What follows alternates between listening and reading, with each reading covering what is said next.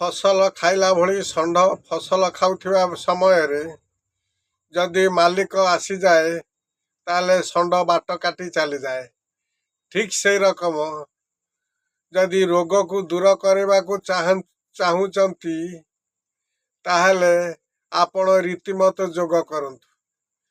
जोग कले रोग ता बाट छाड़ी से जीवाकू चाहिबो।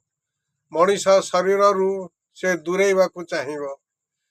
कारण से जानिछि जोग करिबा द्वारा कौनसी रोग व्याधिर जंतु जीवाणु आउ रही पारिबे नाही। तेणु प्रत्येक व्यक्ति प्रत्येक दिन जदि रीतिमत जोग करे ताहले ता देह को कौनसी रोग आसीबो नाही।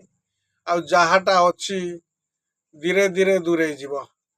देखंतु आपण को प्रत्येक समय मु कहे मक्की मुद्रा माकड़ देखुथिबे मक्की जो खते हेला भलिया करंती से करवा द्वारा ताकर शरीर को रोग आसे नहीं। से सुस्थ सब बेले रुहंती। तेणु पशु पक्षी मानक ठारू देवादेवी ठारू आसीची जोगर बहुत प्रकार। तेणु यही सबू जोगर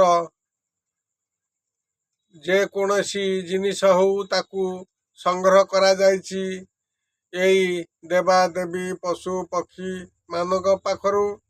तेणु सेई माने सेई प्रकार मुद्रा करी ताको देह को कौनसी रोग आसे नाही। तेणु मक्की मुद्राटा देखंतु मक्की मुद्रा कले आपण निश्चित जानी पारिबे छाती कतरु गला समस्या पर्यंत किछि समस्या रहिबनी। कारण आपण निजे फील करि पारिबे से मक्की मुद्रा करवा द्वारा किमिते टाणी हेकी ए बेक शिरा पर्यंत छाती शिरा पर्यंत टाणी हे जाउची जे कि दुई हे जाउची। जहा द्वारा संप्रासरण द्वारा मनुष्यर देहरे ब्लड रो सर्कुलेशन टा खूब द्रुत गति हम। देखो याकू दीटा मक्की मुद्रा अच्छी ये मक्की मुद्रा 21 थर लेखा करने को पड़ो। आउ देखंतु मु करुची ये जोटा कला मुहा माकड़ से जमिति करे से रकम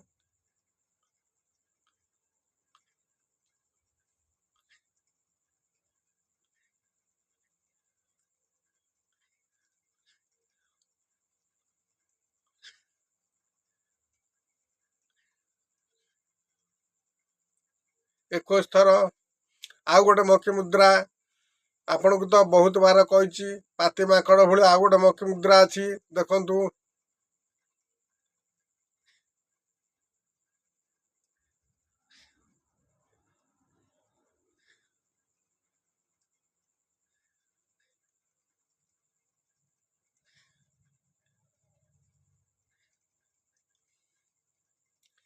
यही मक्की मुद्रा पाई माकड़ मानकर कौनसी रोग आसे नहीं।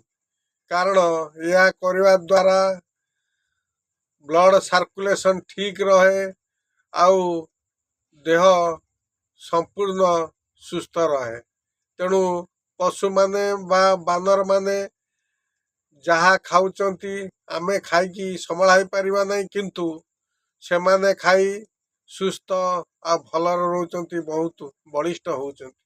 तेणु से चिंता करंतु आमे माने जदि रीतिमत मक्की मुद्रा करंती ताहले आमे कौन उपकार पाइबा।